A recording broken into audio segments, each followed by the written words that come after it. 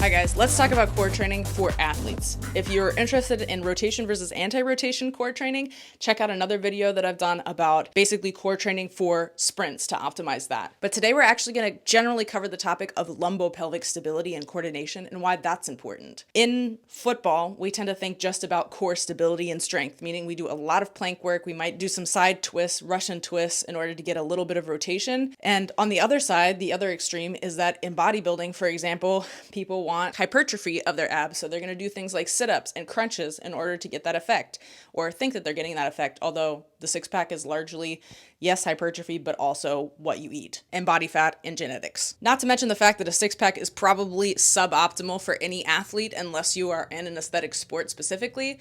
Let's specifically talk about lumbo-pelvic stability and coordination. So lumbo means your lumbar spine, which is the lower part of your back, your actual spinal cord.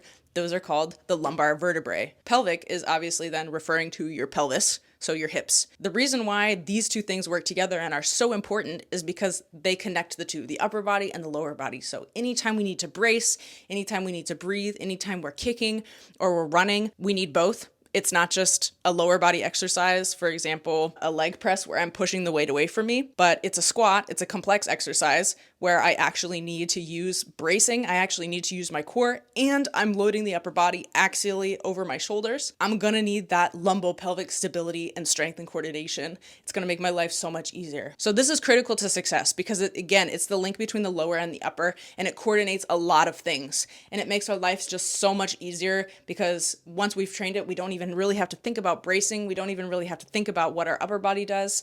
It just comes with the flow. So let's talk about lumbo-pelvic stability exercises that we can integrate to actually help us learn this and improve this specific factor.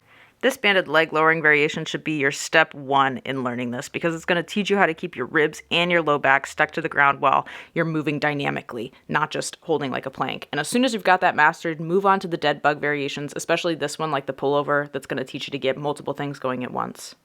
Cable chops, I love, teach us how to rotate from our ribs and not out of the hip or from your lumbo-pelvic area. And carries for posture and to resist rotation, always good.